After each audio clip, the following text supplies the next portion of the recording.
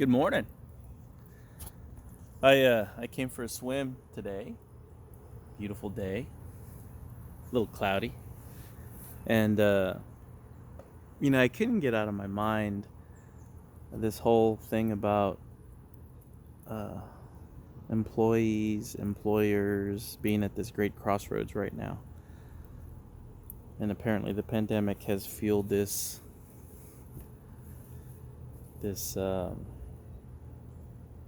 I don't know, this new era we're moving into. And it makes sense. It makes sense that we're headed this way. Technology has been pushing us in this direction. The whole work from home, the whole remote and virtual collaboration piece, the whole aspect of workflow and accountability. And there's one word that emerged through that whole thing as a common denominator, and it's trust.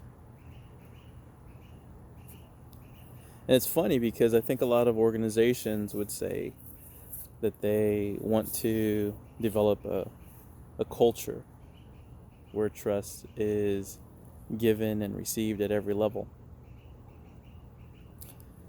But then they go and hire a firm who might develop an exercise for their team to to go through a few exercises in one session, and maybe even have a part of the session where, and you've seen it before, everybody lines up and the person trusts their team to catch them when they lean backward. And that's all fine and fun, but just like anything with else at work, it doesn't take one conversation or one meeting to change behavior. Everyone might walk away from an experience like that with a greater understanding of how important trust is, but the reality is everyone will go back to their desk and keep doing what they're doing. Maybe with a little bit more understanding of trust, but if particular changes in behavior aren't intentionally moved into a daily practice, for example, trust exercises, then that dissipates pretty quickly, I would imagine. Because you get back to your routine, you get back to your rut of the workplace. So, trust is one of these big ideas that never really gets dissected. And just like you would dissect a frog in a biology class, I think the word trust needs to be dissected. So, there's not automatic trust with your employer and your peers and colleagues once you take a job. It has to be earned. And it has to be given as well. So, from the individual perspective, let's say I take a job with a company. Well, I don't have to wait for trust to develop with my manager and my colleagues and peers.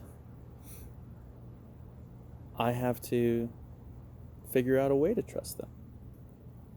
To trust that they have good intentions at the workplace. And to close yourself off because there's a small contingent of people who are very self-absorbed and might have an agenda at work, that's just fallen into the trap. You have to ignore those people. Those people are going to do what they do regardless of anything else. So if you open yourself up to trusting others, the reality is they're going to let you down, and there are going to be mistakes along the way. But that's what I mean about dissecting trust. It's supposed to happen like that.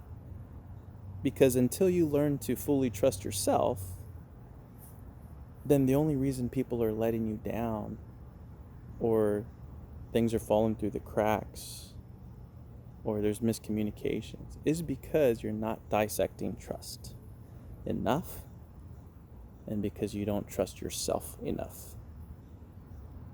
Yes, I said it. If you don't trust yourself to show up to work with good intentions, then how can you trust others? If you can't have a conversation with someone without their behaviors and words having such an impact on you, then you don't fully trust yourself. You're allowing someone else's emotions to be fully absorbed by you. And that's where the trust work really needs to begin. You have to trust that if someone's in a bad mood, they're dealing with pressure. They just want to get something done. Maybe they had a bad morning. You have to just trust that. Instead of getting wrapped up in the emotion, just trust that the person still has good intentions. It's just a moment that everybody's experiencing. And once you give your colleagues, peers, managers that level of latitude of expression without judgment, without absorbing those emotions, or without feeling any kind of resentment or hurt behind it, that's where the trust really begins to develop across a team. If you're having a bad day and you yell at me, I'm just going to let it happen. I'm not going to absorb it. It's not going to define me that you're angry. If anything, I want to help you. I want to understand why you're in this predicament. And if I caused it, if I did anything to cause it, trust me, if you can figure out how to forgive yourself but still be accountable, I think that's a huge step in the right direction for this next generation. Own it. Understand that you made a mistake. Learning experience. But instead of pushing forward the attitude like, hey, it's no big deal, why are you so angry? Own up to the fact that, man, I can't believe that one mistake from me caused this kind of chaos around me. Now that I'm more aware of that, heck, let's all step up our game.